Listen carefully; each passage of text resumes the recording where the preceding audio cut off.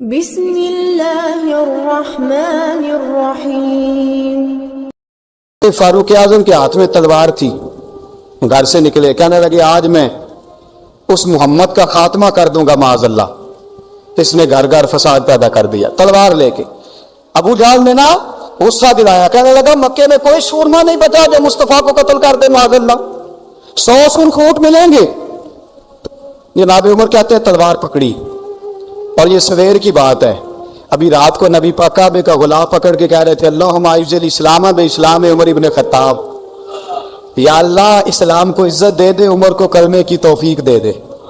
رات حضرت عمر کہتے ہیں دن چڑھا تو تلوار لے کے نا میں باہر نکلا، میں نے کہا آج میں چھوڑوں گا نہیں، ہر گھر میں فساد معاذ اللہ، ہر گھر میں لڑائی۔ فرماتے ہیں رستے میں حضرت ارقم بن زید مل گئے، کہنے لگے کدھر جا رہا ہے؟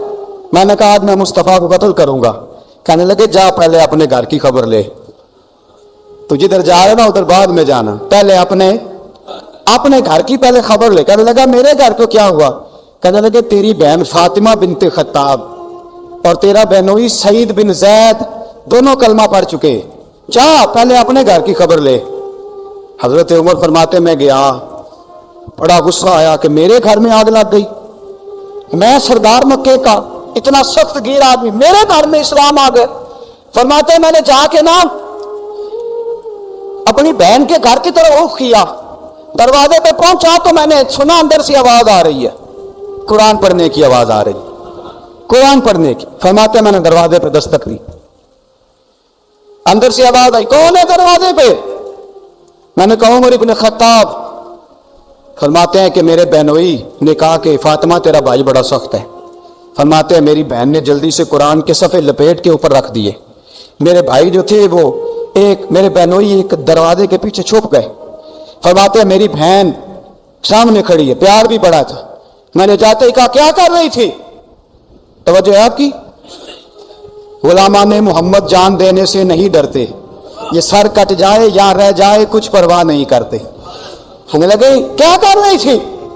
حضرت فاطمہ خاموش ہے۔ عمر کہتے میں نے ڈانٹ کے بولتی کیوں نہیں، کیا کر رہی تھی؟ میں نے کہا قرآن پڑھ رہی تھی، قرآن پڑھ رہی تھی۔ کہا تجھے پتا نہیں، تجھے میرا پتا نہیں؟ فرمایا سارا ہی پتا ہے۔ کہا تو جانتی نہیں لات و منات کو برا کہتے ہیں؟ فرمایا وہ بات کی باتیں تھی، وہ جاننے نہ جاننے کی باتیں۔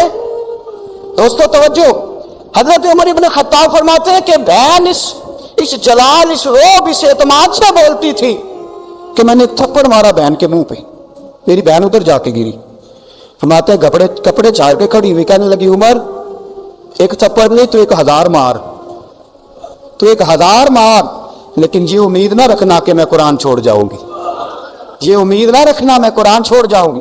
فرماتے ہیں کہ میرے ہاتھ میں تلوار تھی، میں نے دستے کی طرف سے نا، دستے کی سائڈ سے تلوار بہن کو ماری زور زور سے، سر سے خون نکل آیا۔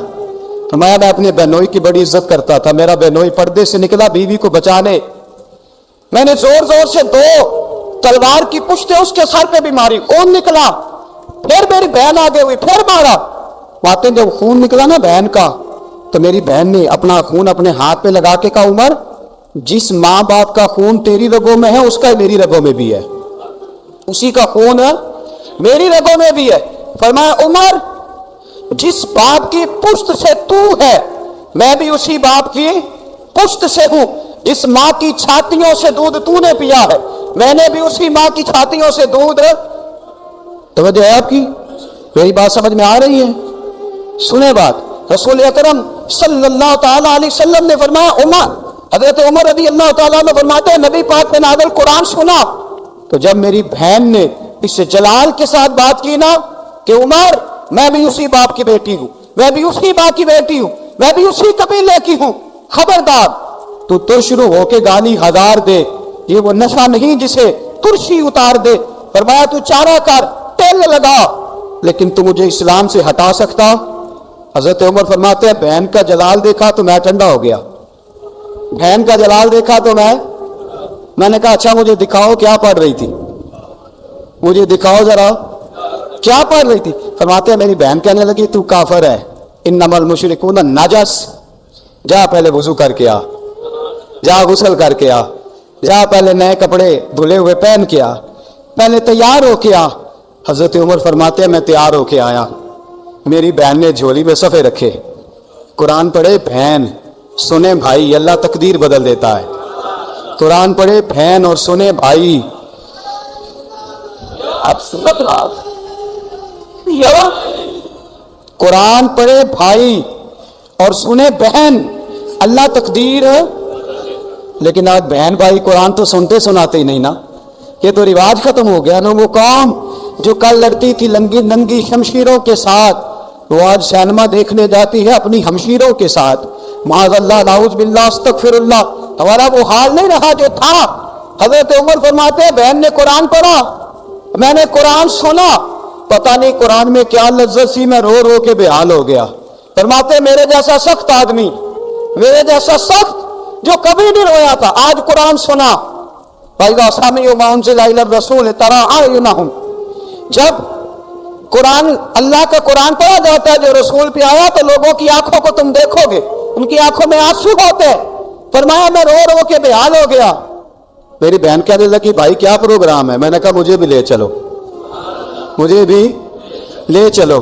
کہا چلو. فرمانے لگے ذرا ٹھہر جاؤ, میرے نا ہاتھ باندھو رسیوں کے ساتھ, نا میرے ہاتھ پیچھے میرے ہاتھ باندھ لو, گلے میں میری تلوار لٹکا لو. میں مارنے آیا تھا, میں مجرم بن کے جانا چاہتا ہوں, مجرم بن کے. اور ہمارے شاعر فرمایا کرتے تھے استاد گرامی حضرت عمر فرمانے لگے مجھے مارتے مارتے لے کے جاؤ. میں چونکہ مارنے آیا تھا نا مجھے. اور ایک پنجابی کا شاعر کہتا ہے حضرت عمر نے کہا کروں آیا سا مار مقامنے نو, کروں آیا سا مار مقامنے نو, ان مینو مار دے لے چلو. متے عمر دی عمر برباد ہوئے جتھے عمر سوار دے لے چلو. کروں آیا سا مار مقابلے نو, ان مینو مار دے لے چلو. متے عمر دی عمر برباد ہوئے جتھے عمر سوار دے, متے عمر دی عمر برباد ہوئے جتھے عمر سوار دے. فرماتے جب پہنچے نا دار ارقم میں تو دروازے پہ حضرت امیر حمزہ کھڑے تھے. حضرت امیر حمزہ, ایک شخص کہنے لگا حضرت امیر حمزہ سے عمر آ رہا ہے. فرمایا آنے دو. کہا حضور وہ تلوار بھی گلے میں لٹک رہی ہے. فرمایا آنے دو. وہ اگر عمر ہے تو میں بھی امیر حمزہ ہوں, وہ اگر عمر ہے تو انا اسد اللہ و رسول ہی, میں اللہ رسول کا شعر, وہ آنے دو. کہا آپ کیا کریں گے؟ کہا ادب ملحوظ رکھے گا تو خاطر سے بٹھائیں گے, نمونہ اس کو ہم خلق محمد کا دکھائیں گے. اگر نیت نہیں اچھی تو میں اس کو قتل کر دوں گا, اسی کی تیغ سے سر کاٹ کے چھاتی پہ دھر دوں گا. میں آنے تو دو, آنے دو عمر کو. حضرت عمر آئے, دروازے میں داخل ہوئے. صحابہ فرماتے ہیں کہ حضور نے شور سنا. فرمایا کون ہے دروازے پہ؟ فرمایا عمر. فرماتا حضور اٹھے تیزی سے, چادر گر گئی, چادر. حضور تیزی سے اٹھے, کھول دو دروازہ. حضور عمر کے گلے میں تلوار ہے. فرمایا پھاٹک کھول دو. یا رسول اللہ عمر آپ کا دشمن. فرمایا کھولو دروازہ. کہا یا رسول اللہ خطاب کا بیٹا. فرمایا کھولو دروازہ. یا رسول اللہ ابو جہل کا رشتہ. فرمایا کھولو دروازہ. حضور ماجرا کیا ہے؟ فرمایا وہ اپنے آپ نہیں آیا, میں نے رات اللہ سے دعا مانگی ہے, میں نے مانگ کے لیا ہے, میں نے مانگ کے لیا, وہ اپنے آپ تھوڑا آیا ہے. مانگ کھولو دروازہ, آنے دو. حضرت عمر چھٹ سے دروازہ کھلا نا, رسول پاک سامنے کھڑے ہو گئے. کیا منظر تھا؟ ابو بکر فرماتا ہے تمہیں کیا بتائیں کیا منظر تھا. حضرت ارقم فرماتے ہیں تمہیں کیا بتائیں کیا منظر تھا. میرے حبیب کی گردن تنی ہوئی ہے, آنکھوں میں آنسو بھرے ہیں اور نیچے نہیں گرتے. آنسو بھرے ہیں آنکھوں لیکن نیچے ٹپکتے نہیں. میرے رسول پاک آگے بڑھے, عمر کی گردن جھکی ہوئی ہے, عمر اوپر نہیں دیکھتے. حضور آگے بڑھے, جا کے حضرت عمر کا کندھا زور سے ہلایا. فرمایا کیا پروگرام ہے تیرا, کیا ارادہ ہے تیرا, بول. حضرت فاروق اعظم آنکھ یوں اٹھاتے تھے, سونے بس اب کلمہ پڑھنے کا ارادہ ہے, سونے کلمہ پڑھنے کا. صحابہ فرماتے پتہ نہیں کیا ہوا, پتہ نہیں. حضور کا اتنا جوش ہم نے کبھی نہیں دیکھا, نبی پاک کو نعرہ لگاتے ہم نے پہلے کبھی نہیں دیکھا. جب عمر نے کہا سونے کلمہ پڑھنے آیا ہوں, فرماتے رسول پاک کے جو آنسو بندے ہوئے تھے نا وہ ٹپ سے نیچے گرے, اور حضور نے فرمایا اللہ اکبر, اللہ اکبر. فرماتے حضور نے جب اللہ اکبر کہا تو سارے صحابہ بھی کہنے لگے اللہ اکبر, اللہ اکبر, اللہ اکبر. حضرت عمر فاروق کا عدل اور حضرت فاروق اعظم کا انصاف اس کو دنیا جانتی بھی ہے، مانتی بھی ہے۔ حضرت فاروق اعظم رضی اللہ تعالیٰ عنہ قاضیوں کا تقرر کرتے وقت سب سے زیادہ احتیاط کرتے تھے کہ بندہ کس قسم کا ہے، اس کا مزاج کیا ہے، معاشرے میں اس کا وقار کیسا ہے، اس حساب سے اس کو تقرر کرتے تھے قاضی کے لیے۔ اور کیا حال تھا؟ حضرت زید بن ثابت رضی اللہ تعالیٰ عنہ کو آپ نے قاضی مقرر کیا، بعد میں معزول کر دیا۔ کیوں آپ نے معزول کیا ہے؟ تو حضرت عمر کہنے لگے اس کی وجہ ہے، ایک دن ایک شخص نے، حضرت ابی بن کعب نے مجھ پر مقدمہ کیا، حضرت عمر پر مقدمہ کر دیا، تو فرماتے کہ میرے سامنے میں دیکھ رہا تھا، جب میں عدالت میں پہنچا تو زید بن ثابت نے میرا کھڑے ہو کے استقبال کیا، اور جب مدعی آیا ہے تو وہ بیٹھے رہے ہیں۔ تو میں نے کہا کہ جب آپ دونوں میں ملتے وقت انصاف نہیں کر رہے تو فیصلے میں کیسے انصاف کریں گے؟ آپ اس قابل نہیں کہ آپ کو قاضی بنایا جائے، معزول کر دیا۔ اگر میں بحیثیت مجرم، بحیثیت ملزم آیا ہوں، اگر آپ نے میرا کھڑے ہو کے استقبال فرمایا تو پھر مدعی کا تو زیادہ حق بنتا تھا۔ اور ہم پر اعتراض ہے کافر کا، وہ کہتے ہیں تو عدل نہیں کر سکتے۔ بولا آدمی ہے نا، وہ دیکھتا ہے آج کل کے مسلمانوں کو، آج کل کے مسلمانوں کو دیکھ کے رائے قائم کرتا ہے۔ ہم اسے کہتے ہیں ہاں آج کل کے مسلمان نہ دیکھ، وہ جنہوں نے ڈائریکٹ نبی پاک کی نکاح سے فیض پایا تھا انہیں دیکھ، ڈائریکٹ جو رسول پاک کی نکاح کے فیض یافتہ تھے، عدل و انصاف سے بھر دی دنیا۔ حضرت فاروق اعظم، حضرت عمرو بن عاص مصر کے گورنر تھے، حضرت فاروق اعظم نے انہیں متعین کیا تھا۔ ان کے بیٹے کا مصر میں جھگڑا ہو گیا کسی عام آدمی کے ساتھ، گورنر کے بیٹے کا، اور گورنر کے بیٹے نے اس مصری کو، ایک عام آدمی کو درے مارے۔ تجھے پتہ نہیں میں گورنر کا بیٹا ہوں؟ مصری نے کیا کیا؟ گھوڑے پہ بیٹھا سیدھے مدینے آ گیا، سیدھا مدینے۔ حضرت فاروق اعظم کے در دولت پہ پشت سے کپڑا اٹھایا، پشت سے اس نے اپنے نشان دکھائے تو جناب عمر کی آنکھوں میں آنسو آ گئے۔ ایک عام آدمی ہے، جانتے کوئی نہیں، تم رو پڑے، اتنا ظلم اور میری سلطنت میں، کوڑے برسے تیری پشت پہ، فوراً لے جا، جاؤ بلا کے لاؤ۔ حضرت عمر بن عاص اپنے بیٹے سمیت آئے، بڑی عدالت ہے، حضرت فاروق اعظم کے لفظ، فرمایا اس کو اس کی ماں نے آزاد پیدا کیا تھا، تو نے اسے کیوں غلام بنایا ہے؟ اس کی ماں نے آزاد جنا تھا، تو نے کب سے لوگوں کو غلام کا؟ بیٹے یہ کیا کہتا تھا؟ یہ کہتا تھا میں گورنر کا بیٹا ہوں، تجھے تو جانتا نہیں۔ فرمایا اب یہ بڑی عدالت ہے، کوڑا پکڑ اور اس گورنر کے بیٹے کی پشت پہ برسا اور اسے کہہ تو گورنر کا بیٹا ہے، میں محمد کا غلام ہوں صلی اللہ تعالی علیہ وسلم۔ اسے بتا، اسے اب بتلا کہ تو گورنر کا بیٹا ہے نا، میں نبی پاک کا غلام ہوں، اور جو مصطفیٰ کے غلام ہوتے ہیں وہ سارے برابر ہوا کرتے ہیں۔ حضرت فاروق اعظم کا عدل، جناب فاروق اعظم کا انصاف، جناب فاروق اعظم رضی اللہ تعالیٰ عنہ۔ روم کا ایلچی آیا نا حضرت عمر فاروق کے پاس، تو وہ کہتا ہے میں پیغام لے کے آیا اپنے بادشاہ کا، اور میں سفیر تھا، میں بڑے ملکوں میں گیا، بڑے بادشاہ دیکھے، بڑے امیر دیکھے۔ حضرت فاروق اعظم رضی اللہ تعالیٰ عنہ کے دربار مجھے بھیجا گیا، جب پہنچا تو میں نے مسلمانوں سے کہا تمہارے بادشاہ کا دربار کہاں ہے؟ انہوں نے کہا نہ ہمارا بادشاہ ہے نہ کوئی دربار ہے، نہ بادشاہ ہے نہ کوئی۔ اچھا تو پھر وہ کدھر بیٹھتے ہیں؟ کہا یا مسجد میں ملیں گے یا اپنے جھونپڑے میں ملیں گے۔ تو کہا تمہارا بادشاہ بھی کوئی نہیں؟ کہا بادشاہ نہیں، ہم مومن ہیں، ہمارا ایک امیر ہے جسے امیر المومنین کہا جاتا ہے۔ وہ شخص کہتا ہے میں مسجد گیا، میں نے کہا عمر کدھر ہے؟ انہوں نے کہا جی ابھی نکلے تھے ادھر ہی ہوں گے۔ میں نے کہا یہ کیسا بادشاہ ہے؟ کوئی کہتا ادھر ہوں گے، کوئی کہتا ادھر ہوں گے۔ یہاں تو صوبائی وزیر صاحب سڑک سے گزرے تو سارے روڈ 3 گھنٹے بلاک رہتے ہیں، اور یہ کیا چکر ہے کہ لاکھوں مربع میل کا حکمران، کوئی کہتا اس گلی میں گیا، کوئی کہتا اس گلی میں گیا، یہ کیسا بادشاہ ہے؟ کدھر ہے عمر؟ انہوں نے کہا یہی تھا۔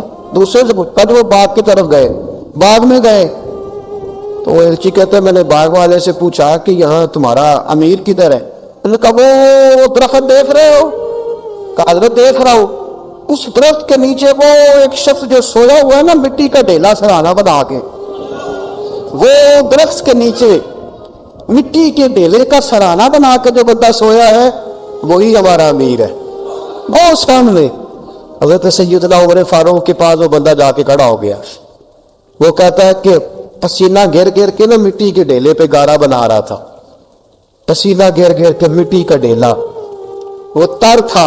حضرت فاروق اعظم سو رہے تھے. کہنے لگا میں 20 اور درجنوں بادشاہوں کو دیکھ چکا تھا جن کی آگے 10 گن. حضرت عمر کی آنکھ کھلی, طامت سمیٹی اٹھ کے بیٹھ گئے. کدھر آیا ہے؟ کہنے لگا حضرت جی آیا تو کسی اور کام تھا, آیا تو کسی, لیکن اب کام کوئی اور بن گیا ہے. آپ نے فرمایا اب کیا کام بنا ہے؟ کہنے لگا میرا کام یہ بنا ہے کہ میرا بھی دل کیا میں بھی کلمہ پڑھوں اور نبی پاک کا غلام بن جائے. یہ کام بن گیا. اور ساتھیوں بس مدینے میں وہ دن بڑا عجیب تھا جب سیدنا فاروق اعظم کے بیٹے کا معاملہ آ گیا. آج 60 سال کا بوڑھا عمر, ابو شام حضرت عمر کے صاحبزادے, یہودیوں نے سازش کر کے انہیں نبیذ پلا دی. نبیذ جائز تھی, نبیذ کہتے شراب پلا دی. پھر مقدمہ قائم ہوا. کہا اب پتہ چلتا ہے عمر کتنا عدل کرتا ہے. سیدنا فاروق اعظم کے پاس گواہ آئے. صاحبزادہ اندر کھانا کھا رہا تھا. فاروق اعظم نے گریبان سے پکڑا, کھینچ کے لائے. فرمایا ابو شامہ چل, تو نے شراب پی ہے, تجھے کوڑے مارے جائیں گے, تیرے لیے 180 کوڑوں کی سزا تیاری کر لے. ابو شامہ کہتے ہیں کہ ابا جی انہوں نے نبیذ کہی تھی, شراب پلا دی. فرمایا تو نے پی کیوں؟ تو نے پی کیوں؟ بڑے بزم میں بار شیر مسجد نبوی کا فاروق اعظم. اولاد تو بزدل کر دیتی ہے نا بندے کو, اولاد تو کمزور کر دیتی ہے. آج مدینے نے عجیب ماجرا دیکھا. حضرت فاروق اعظم کی زوجہ روتی ہوئی آئی, کہنے لگی حضرت جی میرا لخت جگر ہے, ایک ایک کوڑے کے بدلے پیدل حج کرو گی, ایک ایک کوڑے کے بدلے صدقہ اور خیرات کرو گی. میرا بیٹا غلطی کر بیٹھا ہے, یہ کام نہ کرے. آپ نے فرمایا تو مجھے کہتی ہے میں یہ کام نہ کروں, تیرے حج اور تیرے کوڑے کیا کرتے, تیرے حج اور صدقے کیا کرتے ہیں؟ کوڑے لگانا میرے مصطفیٰ کی شریعت کا قانون ہے. تو بیٹے کی بات کرتی ہے, عمر کا اپنا معاملہ بھی ہوتا تو عمر یہی سلوک کرتا. لوگوں نے کہا حضرت جی آپ تھوڑی دیر, ابھی ان کی والدہ پریشان ہے, گھر میں پریشانی ہے, ذرا ٹھہر جائے, کل پرسوں ترسوں سزا دے لیجیے گا. فرمایا تمہیں یاد نہیں جب مدینے کی ایک بی بی نے چوری کر لی تھی اور میرے مصطفیٰ کی بارگاہ میں کہا گیا تھا حضور ذرا ٹھہر جائے, سزا نہ دے, تو حضور نے فرمایا تھا اگر فاطمہ بھی چوری کرتی تو ہاتھ کاٹ دیتا. تمہیں یاد نہیں میں میرے مصطفیٰ کے ٹکڑے کھانے والا ہوں, میں کیوں دیر کروں, اس نے گناہ کرنے میں دیر کی ہے جو سزا میں دیر کروں, برساؤ کوڑے. حضرت افلا نامی غلام, حضرت جی آپ کا لخت جگر ہے. فرمایا لخت جگر نہ دیکھ, مصطفیٰ کا قانون دیکھ. میرا بیٹا نہ دیکھ, مصطفیٰ کے قانون کا قیام ضروری ہے. اگر علی بیٹے کی قربانی دے سکتا ہے, اگر لوگ فاطمہ کے بیٹے کی قربانی یاد رکھیں گے تو تاریخ کبھی بھی عمر کے بیٹے کی قربانی نہیں بھولے گی. فرمایا غلطی سے ہو گیا یا جیسے بھی, اسے خیال کرنا چاہیے تھا. کوڑے لگاؤ. 80 کوڑے لگے تو بیٹے کی روح پرواز کر گئی. جب جوان بیٹا کسی کا, کوثر نیازی نے کہا تھا باپ کا جنازہ اٹھانا بڑا آسان, پر بیٹوں کے جنازے اٹھانے بڑے مشکل ہیں. جب فاروق اعظم کا بیٹے کا انتقال ہوا, بیٹے نے آنکھیں کھولی, باپ کی طرف دیکھا تو سیدنا فاروق اعظم عدل و انصاف, 2 آنسو آنکھوں میں آئے. کہ بیٹا حضور سے جا کے کہنا کہ عمر میں بیٹا نہیں دیکھا, کا تیرا قانون دیکھ, جا کے حضور سے میرا پیغام دینا. حضرت ابو شامہ رضی اللہ تعالیٰ عنہ وصال کر گئے. تاریخ کیسے کیسے منظر ازالت الخلفاء شاہ ولی اللہ کی بطور والا پیش کر رہا ہوں. حضرت ابو شامہ کا وصال ہو گیا, 20 کوڑے باقی تھے. لوگوں نے حضرت جی آپ کیا کرنا ہے؟ فرمایا اس کا جنازہ پڑھو, اسے قبر پہ دفن کرو, باقی 20 کوڑے اس کی قبر پہ مارو, اس کی قبر پہ 20 کوڑے مارو. کا حضرت جی ایسا بھی ہوتا ہے؟ فرمایا اس لیے ایسا ہوتا ہے کہ یہ میرے مصطفیٰ کا قانون ہے, میری اولاد کا معاملہ ہے تو میں درگزر کروں. فرمایا مارو کوڑے. حضرت سیدنا حذیفہ بن یمان فرماتے فاروق اعظم بیٹے کی قبر پہ کھڑے تھے, داڑھی آنسوؤں سے بھری ہوئی تھی. میں دوڑا ہوا آیا, میں نے کہا عمر نہ رو, آج خواب رات تیرے بیٹے کا جنازہ تھا, جنازہ پڑھ کے سویا ہوں تو خواب میں مجھے رسول پاک کی زیارت نصیب ہوئی ہے. نبی پاک خواب میں تھے تو 2 سبز غلے तेरे बेटे को पहना रखे थे और रसूल पाक की बगल में खड़ा था। हुजूर ने फरमाया उमर को जाके कहना कि तूने बेटा पाक करके भेजा था, अल्लाह ने जन्नत के सारे दरवाजे खोल दिए हैं। अल्लाह ने उमर को मेरा सलाम कहना और उसे कहना उमर तेरा हुदूदुल्लाह कायम करना खुदा को भी पसंद है, मुस्तफा को भी पसंद। साथियों, उमर इंतकाल कर गए। 26 ज़िलहज को जख्म लगा। यकब और रम का दिन, आज का दिन हजरत फारूक आजम को याद रखना, लोगों को बताना, दिन भर उमर की बातें करना, खिराज तहसीन पेश करना। हजरत फारूक आजम को जख्म लगा, आपने फरमाया अपने बेटे से बेटा जा हजरत आयशा के पास। गुंबद खजरा में 3 लोगों के दफन होने की जगह है। एक में अबू बकर दफन हो चुके, एक में रसूल पाक का मज़ार कुदसी बन चुका, एक जगह खाली है। जाके आयशा से पूछना, मुझे पता है वो 18 साल की उम्र में रसूल पाक पर्दा कर गए थे। 18 साल सज्जदा की उम्र थी। आयशा ने जगह अपने लिए रखी हुई है। जाके बाहर खड़े होके कहना अम्मा जी, उमर कहता मेरा दिल करता है, मेरा दिल करता है कि मुझे ये नबी पाक की गुंबद के साए में जगह मिले। जाके अर्ज करना और बेटा बाहर खड़े रहना, ज्यादा जिद ना करना, मोमिनों की माँ है। हजरत सैयदना अब्दुल्लाह इब्न उमर के बाहर खड़ा था, दरवाजे के बाहर खड़े होके कहा कि उमर का बेटा हो। अम्मा जी, उमर फरमाते इजाजत दो तो दिल करता है नबी पाक के साथ लेट जाओ। वफा में गुजार दी उमर सारी, सारी जिंदगी लै सजना आसा तोड़ निभाई, दिल करता है हुजूर के साथ लेटने को। तो हजरत आयशा सिद्दीका, हजरत अब्दुल्ला इब्न उमर फरमाते मैं दरवाजे से बाहर खड़ा था लेकिन आयशा के रोने की आवाजें बाहर तक आ रही। हजरत आयशा सिद्दीका हिचकियां लेके रोई।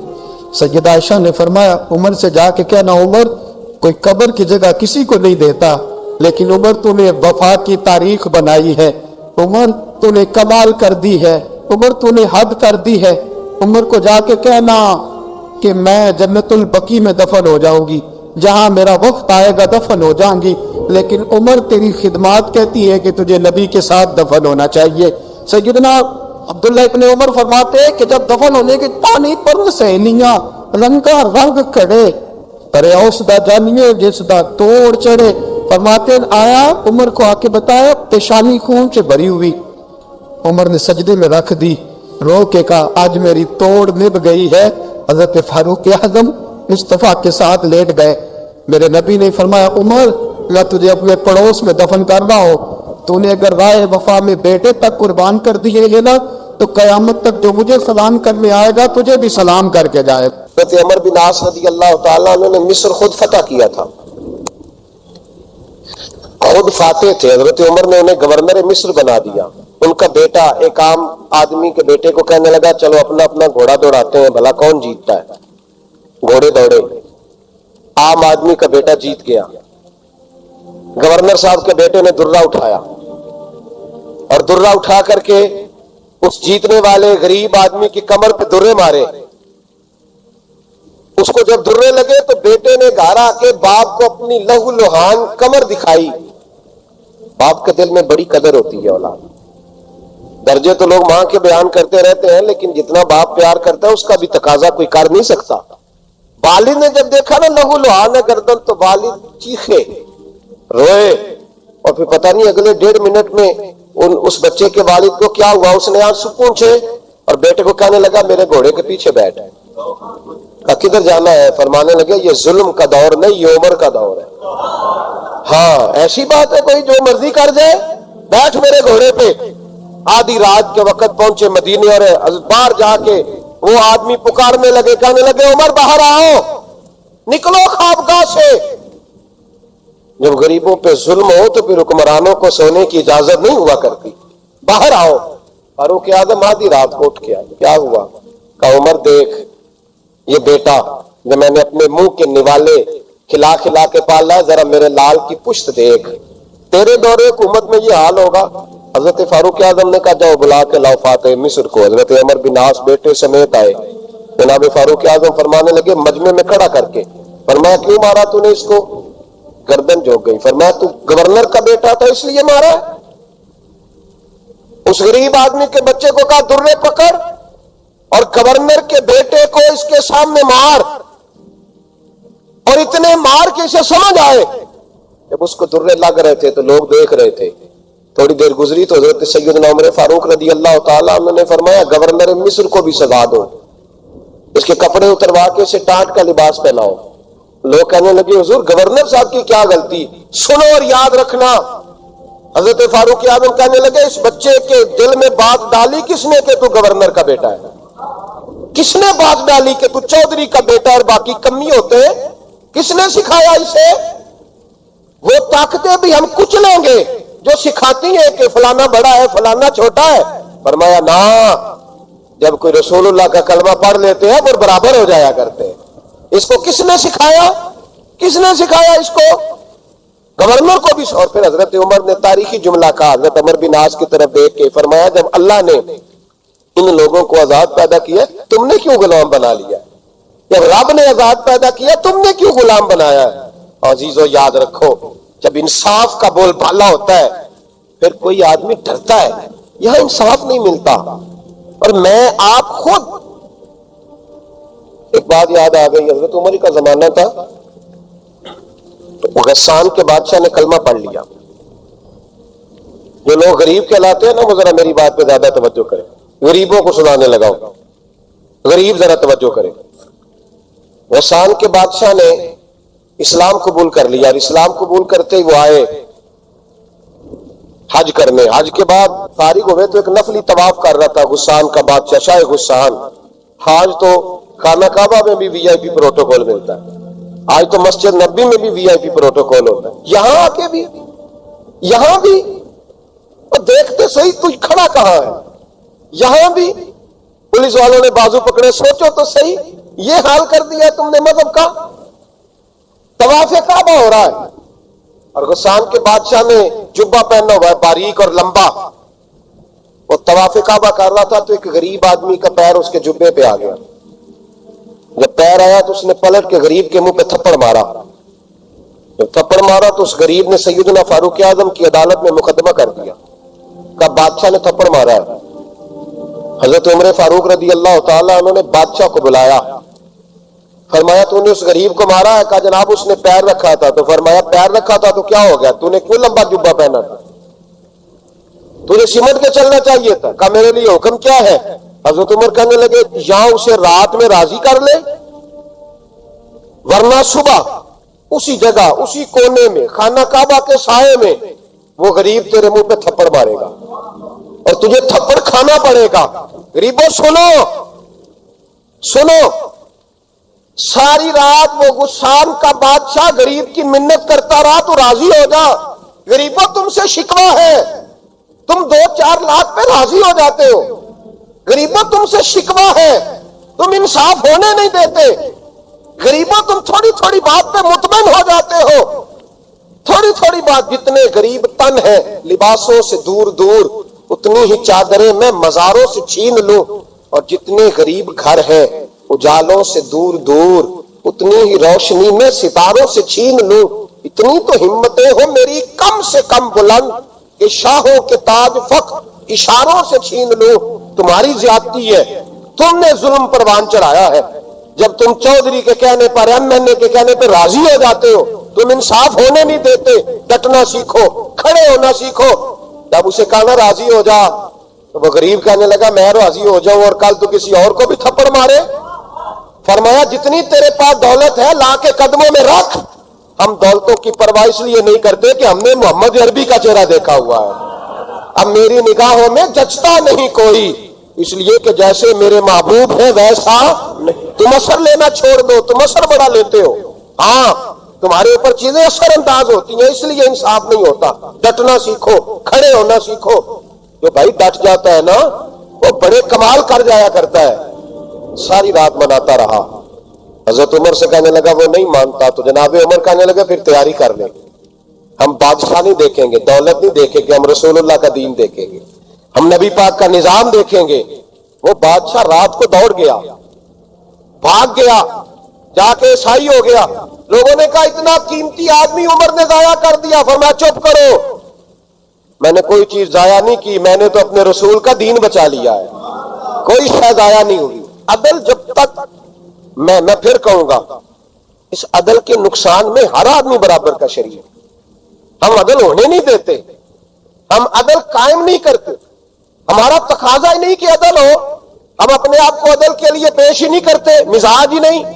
حضرت علی المرتضیٰ ایک جری انسان تھے، اور وہ علی تھے جن پر انسانیت رشک کرتی، اور مولا علی وہ ہستی تھے کہ میرے مصطفیٰ کریم صلی اللہ تعالی علیہ وسلم نے فرمایا اس کے دیدار کو تو فرشتے بھی آیا کرتے ہیں، نا بڑا آدمی۔ اور پھر امیر المومنین خلیفۃ المسلمین حضرت علی، خود مولا علی نے حضرت قاضی شریح کو قاضی بنایا، چیف جسٹس بنایا، اپنے ہاتھوں سے تعیناتی کی۔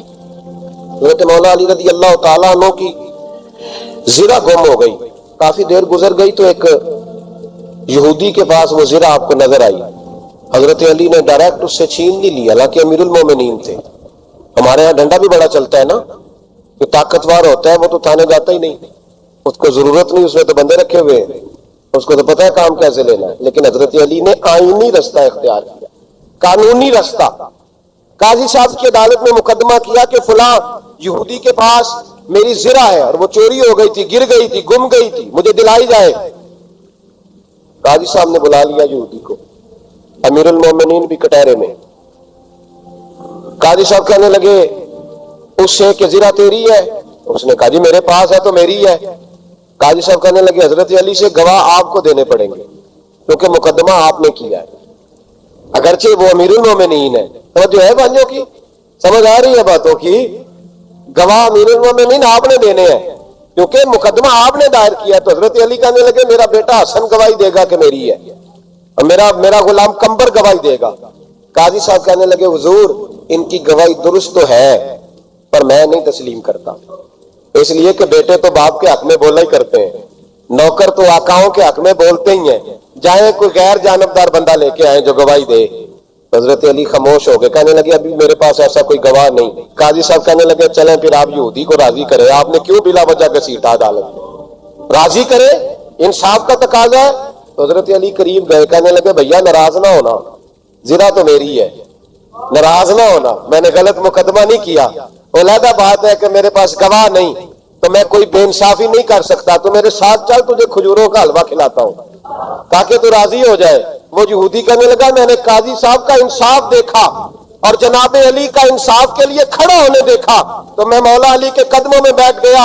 میں نے کہا علی جب تیری یہ شان ہے تو محمد عربی کا کیا مقام ہوگا؟ میں نے کلمہ پڑھنا شروع کر دیا۔ دیکھیں نا تقاضا پورا کیا ہے حضرت علی نے۔ تو وہ کہنے لگا علی تیرے انصاف کے رنگ نے نا، جملہ یاد رکھنا، کہنے لگا یہودی علی تیرے انصاف کے اس رنگ نے میرے دل سے کفر کی میل دور کر دی، تیرے عدل نے میرا کفر توڑ دیا، کفر۔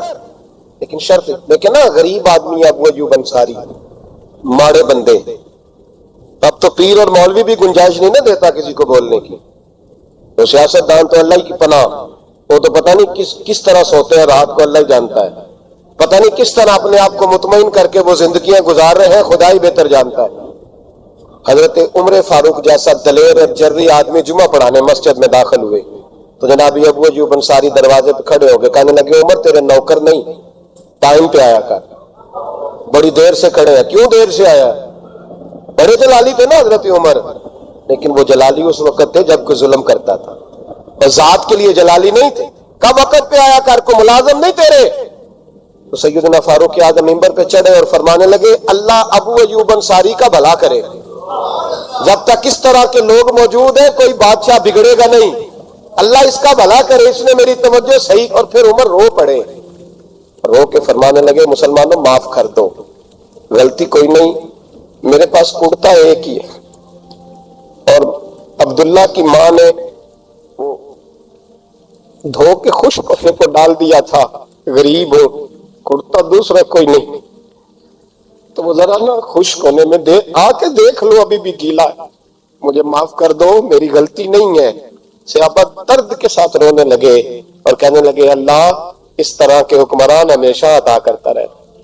میرے بھائی تو انصاف کا رنگ تو دے، ان تقاضوں کو سمجھنا۔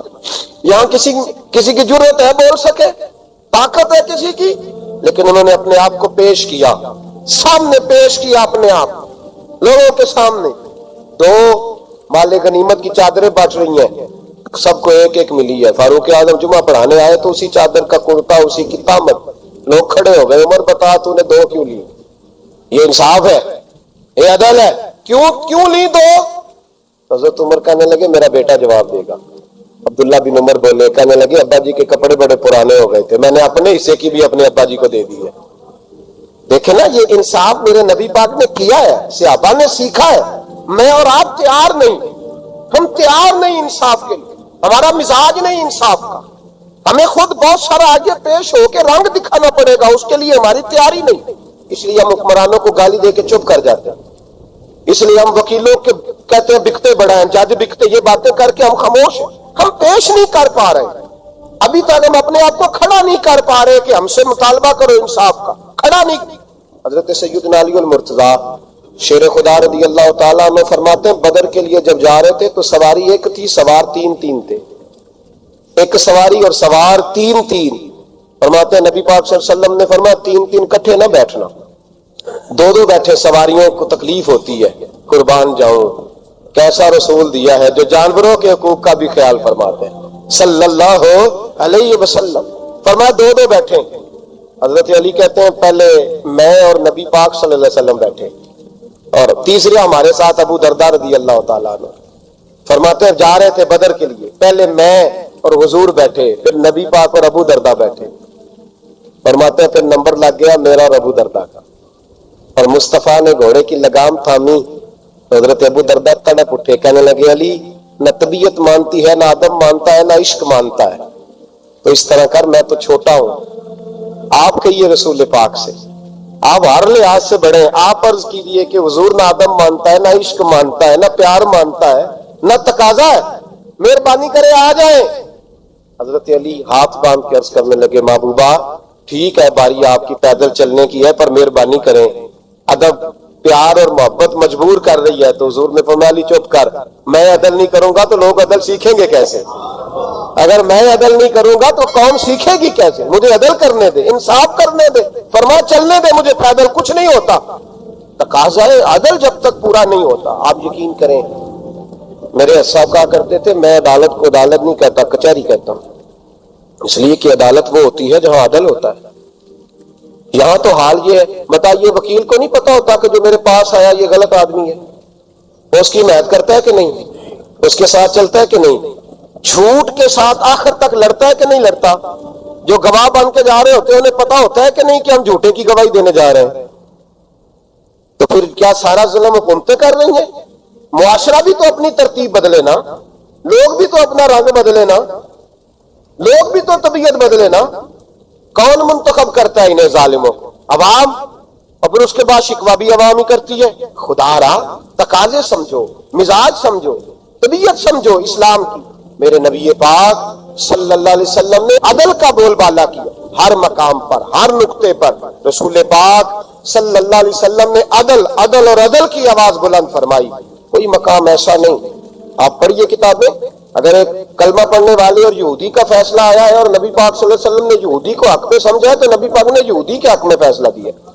وہ منافق بگڑ گیا ہے, حضرت عمر کے پاس گیا ہے, لیکن حضور نے فرمایا جہاں جاتا ہے جا, فیصلہ وہی کیا جائے گا جو عدل پہ مبنی ہوگا. سبحان اللہ و بحمدہ